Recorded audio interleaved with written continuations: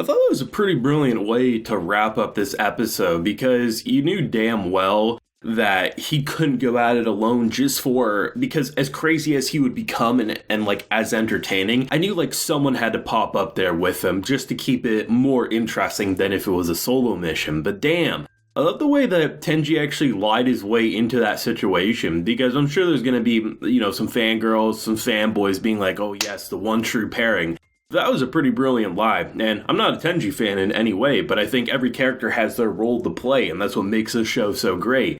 But the fact that he clearly lied for the viewer who's been inside his psycho head, the stalking, the manipulation, the gaslighting, we know how much he wanted Shio, right? So to have that scene in the kiss scene, I mean, from their point of view, there's no way to say that's a lie, right? Because obviously, like, they're not inside his head like the viewer watching. So pretty great way, and I love the kind of casual reveal as well that as they're ending the episode, this is his second time playing the game, so it gives even more, like, credibility that he's not lying for the sake of it, because why would he want to go again? If this is the second time, he knows the type of hell that the third game will be. I think one of my favorite parts of this episode is actually the moments prior to him stepping off the ledge before grabbing the chain link fence, because he's talking about, this was, screw friends, this is annoying, this is blah, blah, blah. And I was really hoping we'd get at least one remark in his head that would say something to symbolize the fact that it's not all bullshit, like he does clearly value these friends.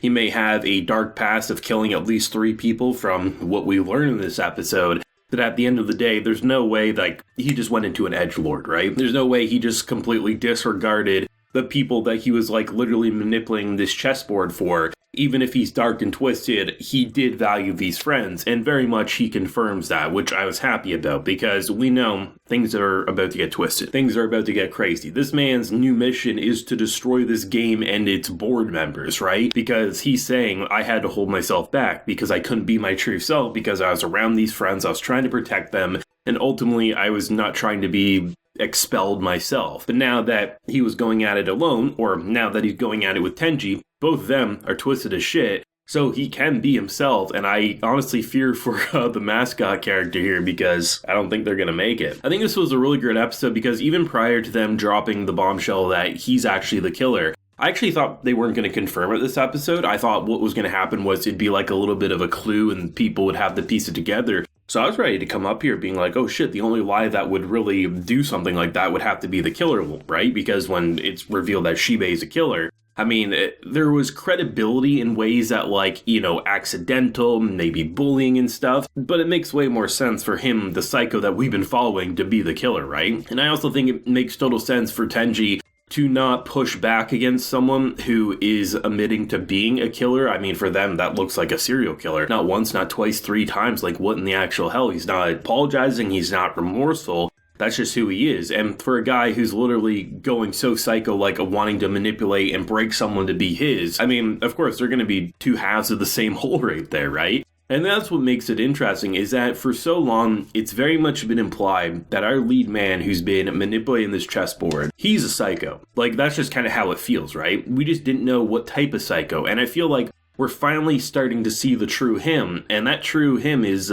interesting. Very much the mother figure, if not a full-on mother, could have been a big sister. You never quite know with anime in terms of how they design certain things. I think it was his mother, though. Very much he valued and wanted to cherish friends, and I think he's done that, but there's definitely more darkness inside his heart than light, and it would be interesting because I think it'd be so bold if they actually removed those 3, and we didn't see them again for the rest of the season, because they've gone on to the 3rd game, right? And only 2 are there, and arguably the 2 most psycho characters that we have. So if they actually removed them for the remainder, that'd be pretty fascinating, because truthfully, I can't remember the last time I've seen a show with kind of like a group dynamic going through games or obstacles where they've done such a massive change. And I mean, honestly, if it is just the Tenji and Yuuichi show, that would be pretty interesting, given that neither one of them would have to lie about their true honest feelings, right? Because someone like Tenji, he's not going to want to admit just how crazy he was in terms of stalking and wanting to manipulate and break this girl.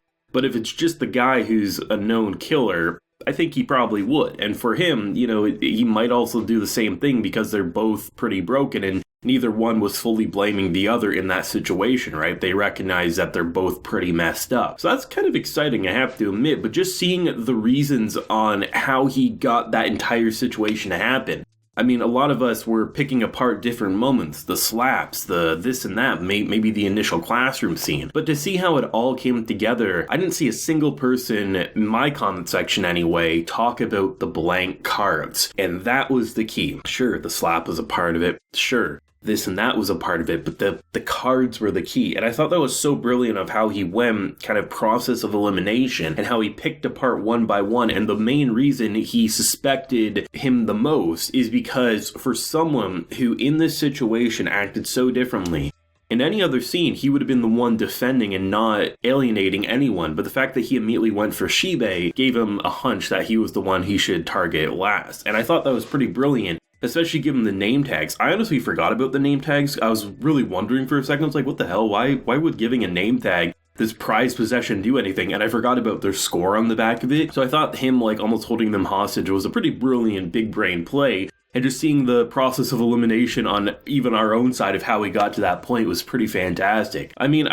I'm blown away by this show, not because of how good it is, because I thought it was fantastic in the first episode, but just seeing how many times they've shifted what the show wants to be, right? From find the traitor to basically now we're following the traitor. And then now the fact that we're going into the third game with him and, the person who, had some of the craziest fucking thoughts I've heard all season. Like, pardon my French, but goddamn, he had some messed up shit in his head. They're going into what's even being established as the wildest game. Like, a single person shouldn't be able to do it. I imagine he probably could because he's a crazy bastard. But given that this man probably has experienced it himself, I think it's quite interesting. And honestly, I'm even more excited for now the second half of the show than I was for the first half. And I have 6 videos now going over how much I like this show, even when in the earlier episodes people were saying, you're not going to like it in the long run. It's going to fall off.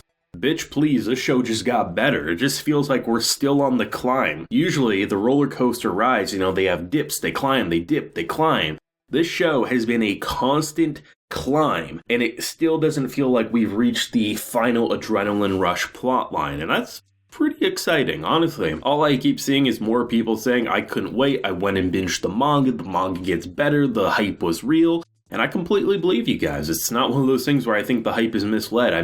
Sometimes that happens when there's just like a manga reader section who continues to say, and then we finally get to those points. But when you have so many more people saying, like, I just started it and binged it in one sitting, yeah, I'm willing to believe that it does just get better. And I love how the studio's handling everything, and just even the subtle, like, comedy moments that I don't think are necessarily supposed to be the funniest shit of the week, but for me they are. Like this man just in the background sitting there just kind of being like a schoolgirl listening into the drama as he's just having a grand old time. Some great stuff though. Loving the show more and more as it goes on. Thoughts if you have any, theories if you got any. Let me know down below what you're thinking, and leave a like if you enjoyed and subscribe if you're new around here. Till next time everyone, please take care and have a good one.